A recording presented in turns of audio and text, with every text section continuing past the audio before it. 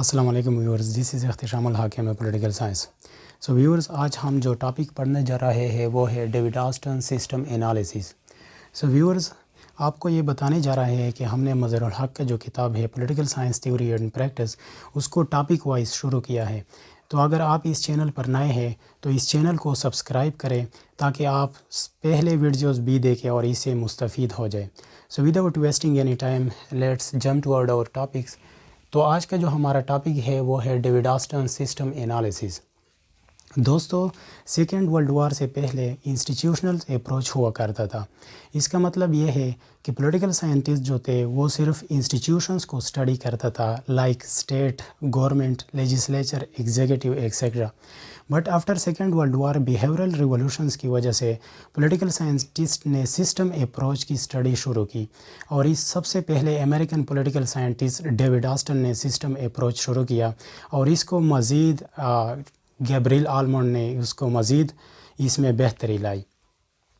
تو David Easton نے اپنی کتاب پولیٹیکل سسٹم میں سسٹم اپروچ کے بارے میں لکھتا ہے، جو وہ 1953 میں یہ کتاب لکھتا ہے۔ تو مزید ڈیوڈ آسٹن جو ہے وہ اپنے دوسرے کتاب frame work for political analysis and system analysis میں اس کی مزید وضاحت کرتا ہے، اور 1969 میں وہ امریکن پولیٹیکل ایسوسی ایشن کا پریزیڈنٹ مقرر کیا جاتا ہے، اور وہ اپنے پریزیڈنشل ایڈریس میں بھی پولیٹیکل سسٹم کے بارے میں بتاتا ہے۔ تو ڈیوڈ آسٹن نے پولیٹیکل سسٹم کو اس طرح ڈیفائن کیا ہے، that system of interaction in society. یہ پولیٹیکل سسٹم جو ہے یہ انٹریکشن ہے in society through which binding اور authoritative allocations are made and implemented.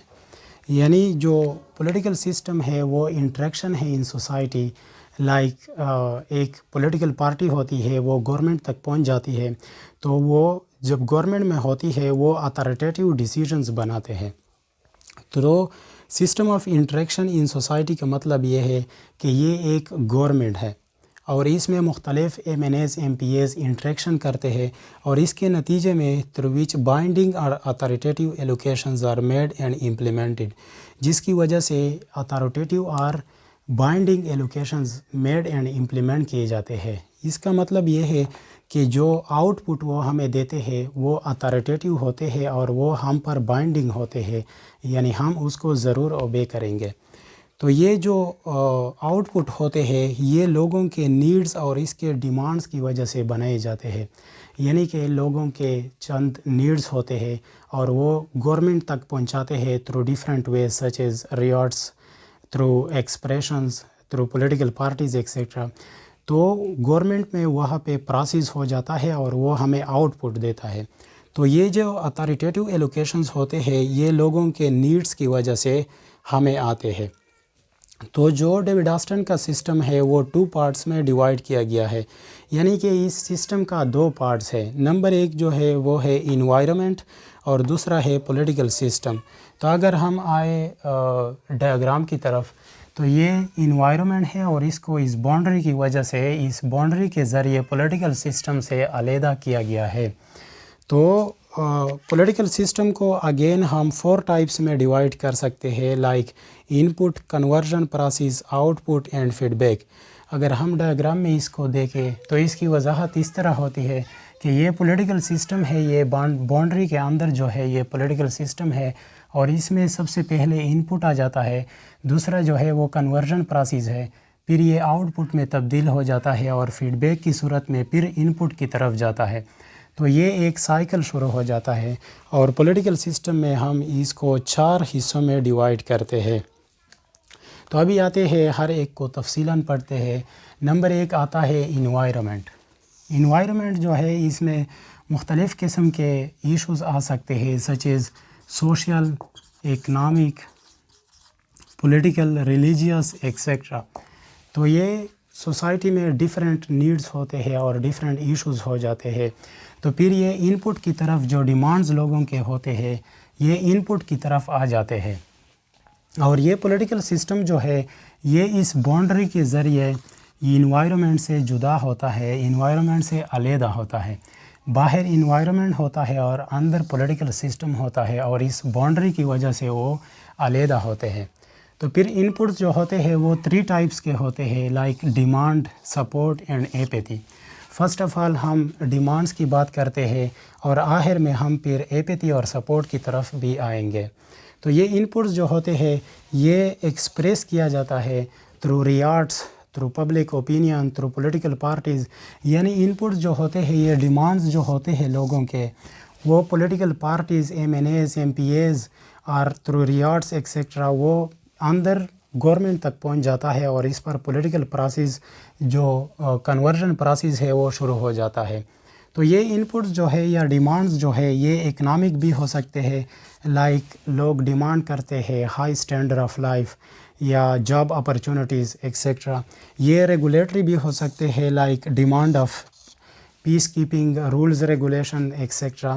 تو پھر یہ ان پٹس جو ہوتے ہیں یہ لوگوں کے ڈیمانڈس ہوتے ہیں اور یہ ڈیفرنٹ اسپیکٹس میں ہو سکتے ہیں، لائک اکنامک بھی ہو سکتے ہیں، ریگولیٹری بھی ہو سکتے ہیں۔ تو پھر یہ ان پٹ جانے سے پہلے یہاں پہ گیٹ وے آ جاتا ہے۔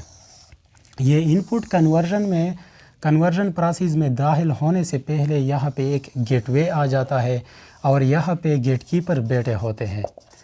گیٹ کیپرز جو ہوتے ہیں وہ بک میں ایک لفظ استعمال ہوا ہے اس کے لیے، that they are stead stride, یعنی یہ اسٹرائڈ اس طرح بیٹھے ہوتے ہیں یہ گیٹ کیپرز کہ وہ لائک دیوار پہ ایک بندہ بیٹھا ہوتا ہے، ایک پاؤں اس طرف ہوتا ہے اور ایک پاؤں اس طرف ہوتا ہے۔ اس طرح یہ گیٹ کیپرز بھی جو ہوتے ہیں وہ اس کنورژن پروسیس کے جو گیٹس ہوتے ہیں اس پر اس طرح بیٹھے ہوتے ہیں کہ یہ ان پٹس اور کنورژن پروسیس کو کنٹرول کرتے ہیں۔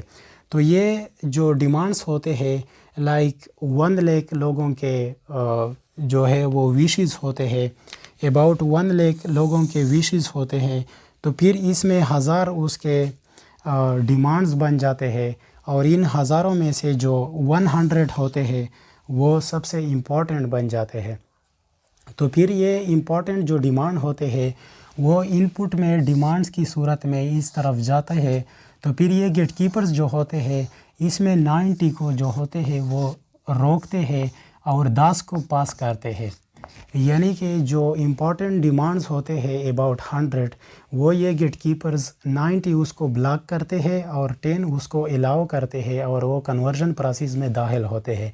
یہ گیٹ کیپر ڈیفرنٹ اسپیکٹس میں ہو سکتے ہیں، لائک یہ ریلیجیس علماء بھی ہو سکتے ہیں، لائک ایک ریلیجیس ایشوز ہوتے ہیں۔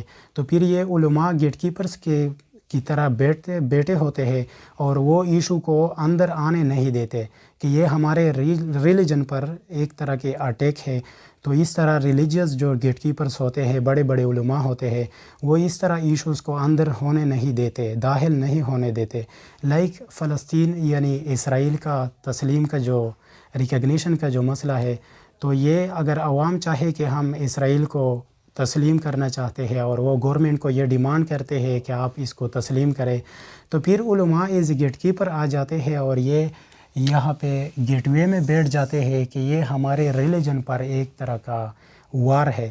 تو اس طرح یہ گیٹ کیپرز 90 جو ڈیمانڈز ہوتے ہیں وہ رد کرتے ہیں، ریجیکٹ کرتے ہیں اور 10 الاؤ کرتے ہیں۔ تو پھر یہ 10 جو الاؤ ہو جاتے ہیں وہ کنورژن پروسیس میں داخل ہوتے ہیں اور یہ کنورژن پروسیس میں یہ جو 10 اندر جاتے ہیں وہ ہمیں آؤٹ پٹ دیتے ہیں۔ تو پھر یہ جو آؤٹ پٹ ہوتے ہیں یہ اتھارٹیٹیو ڈیسیژنز ہوتے ہیں، یعنی ہم اس کو ضرور مانیں گے، اگر نہ مانیں ہمارے جینیس کے خلاف ہے تو پھر ہم آتے ہیں پھر سے ڈیمانڈ کرتے ہیں۔ تو یہ جو 10 ان پٹ آ جاتے ہیں وہ کنورژن پروسیس سے پاس ہو کے آؤٹ پٹ ہمیں دیتے ہیں اور یہ رولز ریگولیشنز ہوتے ہیں، جو گورنمنٹ ہمیں آؤٹ پٹ کی صورت میں دیتے ہیں۔ تو پھر وہ فیڈ بیک کی صورت میں اگین آ جاتے ہیں اور فیڈ بیک کیا ہے، feedback is the reaction of people to output, یعنی یہ جو لوگوں کی طرف جو آؤٹ پٹ آ جاتے ہیں تو لوگوں کی اس کی طرف ریئیکشن کیا ہے، اس کو ہم فیڈ بیک کہتے ہیں۔ یہ ریئیکشن پازیٹیو بھی ہو سکتے ہیں اور نیگیٹیو بھی ہو سکتا ہے۔ لائک اگر ہم اس کی طرف آئے کہ جو فیڈ بیک ہوتے ہیں لوگوں کے وہ اگین سپورٹ کی طرف بھی آ سکتے ہیں یا اگین ڈیمانڈ کی طرف بھی آ سکتے ہیں۔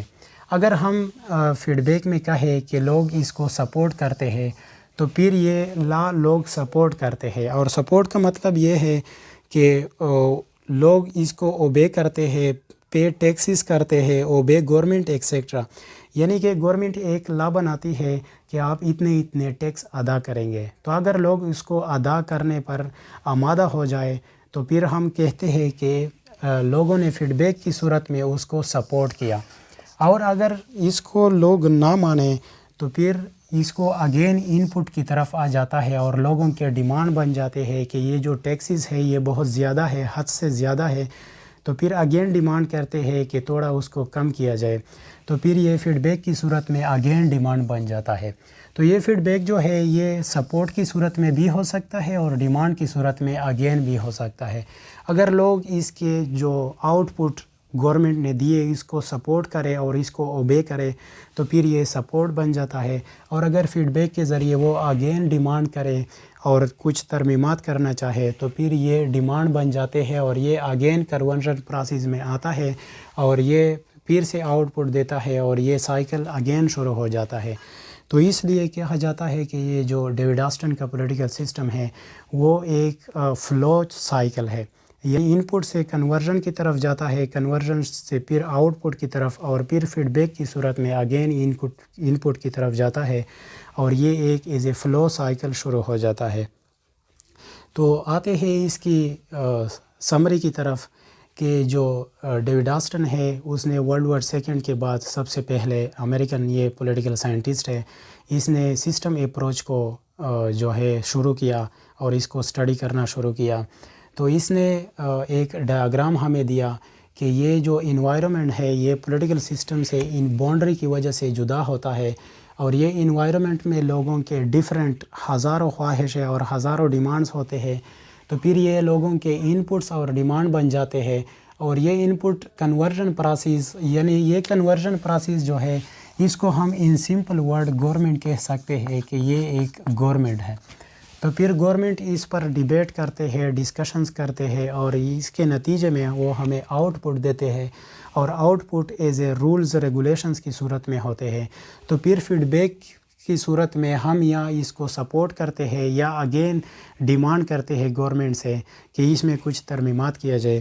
تو یہ تھا ڈیوڈ آسٹن پولیٹیکل سسٹم۔